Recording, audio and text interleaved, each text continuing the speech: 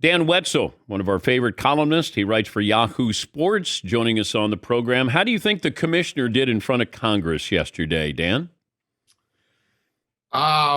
For his purposes in the NFL, he did quite well.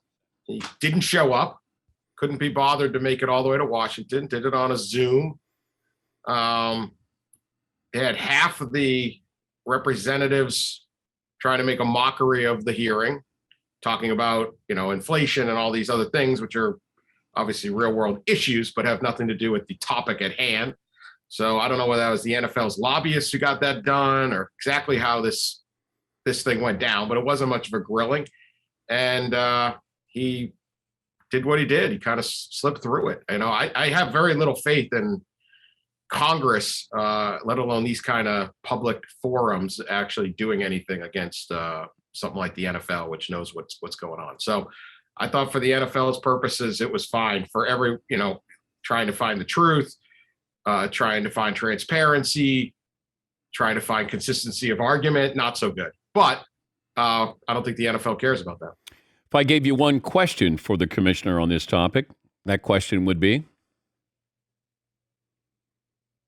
On this topic, I would press him on the idea that he cannot release the report because he says, we granted anonymity to all of the witnesses, and many of the witnesses want it, but not all of them. There is clearly a way to do this. The NHL just did one with the Chicago Blackhawks that went through, a sexual assault case that, similarly very difficult for people. There is a way to do this by granting anonymity. I would have pounded that subject, the idea that, I just can't do it. I promised. Well, you shouldn't have promised if that's what, when you promise, I'll never release the report, then you create the idea you can't release the report. But clearly there is a way to do this with protecting the anonymity of whoever you speak to that wants to be anonymous and maintain that. But that idea does not hold water. What are the chances Daniel Snyder shows up if he is subpoenaed? I would expect a very low chance that Daniel Snyder ever walks into that room. They will fight the subpoena, and you got an election coming in 5 months or something. I don't know. And I'm not a political expert, but there's a decent chance that that committee will change leadership, and then that'll be the end of this report. So my guess is Daniel Snyder. I mean, if he's subpoenaed and has to go, he'll go. But I think he will be able to hold that off. And if there is a change in leadership, this will peter out.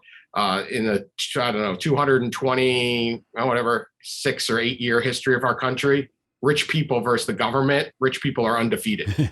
So I'm expecting Daniel Snyder to avoid that. I know you've written a lot about Deshaun Watson. What kind of week do you think Deshaun Watson had this week? So it's kind of a mixed bag. Certainly, they settled 20 of the 24 lawsuits that are out there right now, and that is a step that he needed to get done. The sooner he gets these off the table and ends sort of the drip of bad publicity and headlines and allegations, he can start to confront what he's dealing with. And his goal was to get on the field. But there's still 4 remaining, including a case by Ashley Solis, who's probably the strongest. Look, all the cases are bad. All the cases, the allegations are troubling and all, but strictly on a legal sense, if you talk to lawyers and who analyze all of them, her case is the strongest. Some of the stronger ones have stayed. So some of the cases that are legally a little harder to argue, or he's in more peril, legal peril in the civil suit, get settled. So he's still dealing with the tough stuff. And look, in another case, if you said there's 4 pending civil lawsuits involving sexual harassment, sexual assault to a player, it would be massive. I mean, if we just sat there and took quarterback X and said, hey, he just got hit with 4 lawsuits, everyone's hair would be on fire. The fact that he settled 20 others sort of, it's almost over. It's not really over. So unless he settles these last 4, and they're going to be harder to do, this will carry through to 2023. If your goal is to get on the field, that remains a concern, because while the NFL says this has no impact on what they're going to decide to do, human nature says it does. They don't want the PR of more details coming out later, or an actual public trial where this looks very bad for Deshaun Watson and they only suspended him 6 games or 8 games. And then everyone's saying, why didn't you go longer? So just human nature says, get this over with. And then maybe you have a shot at lowering your suspension. Why settle now? Why settle this week if you know you're not going to settle all of these civil lawsuits? Well, this may have been, they're working with the same attorney, Tony Busby. So you settle, however it is, it's almost like a 2-part trade. I mean, we have to let's get this out of the way. Now let's work on these other 4. So I think the settlement talks on that, and the strength of those cases, again, go up when there's only 4 left, because, they're going to be able to, if they want to settle. I don't know that they want to, but civil suit is about money generally. And, almost by definition is about money. Sometimes it's about, well, I'm going to hold this person accountable, but it's a negotiation on what are we going to pay, because there's no criminality into this. But with Watson, you have a lot of power in trying to upend his life. So we'll see what they go to, but they can focus on these 4. Maybe they get it done. Maybe they don't. But for Watson, the sooner he gets them done, I think it's just better when the NFL is sitting there making a decision. He's Dan Wetzel. He's the national columnist for Yahoo Sports. We had Nick Faldo on, and we talked about the Live Tour. Yeah. And he said it feels like there's something bigger waiting for those on the Live Tour. Now, he didn't know what it was, but he said it feels like there's something else attached to this, and I'm not quite sure. Like, what is the end game for the Live Tour?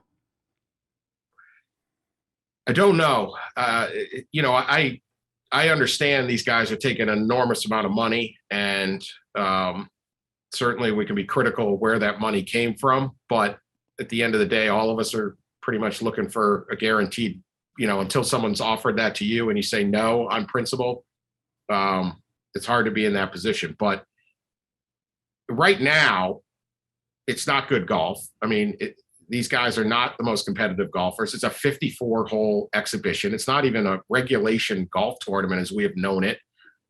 You will drop out unless they start making exemptions, and this is where the majors have huge power. You'll drop out of the world golf rankings. I mean, why should you get world golf ranking points if you're only playing 54 holes? This is practically mini golf.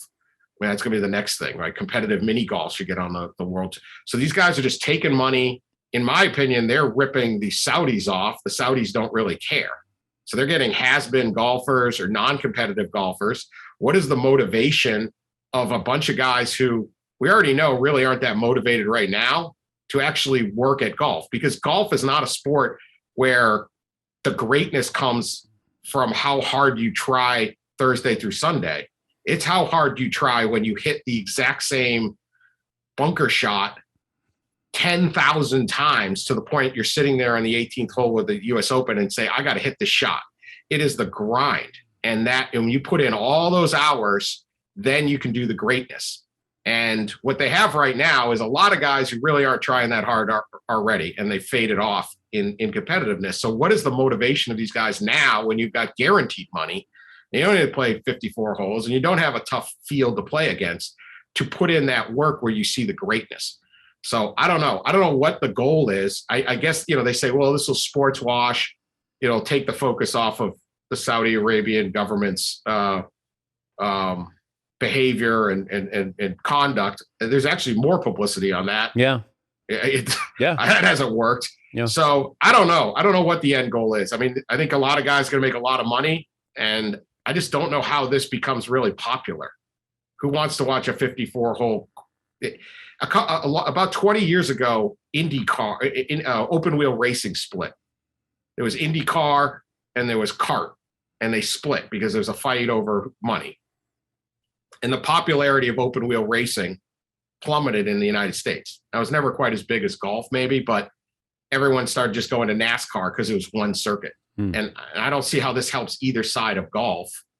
And I don't see how it helps anyone but the bottom line. But if you're Brooks Koepka hasn't really, how dialed in has he even been the last few years?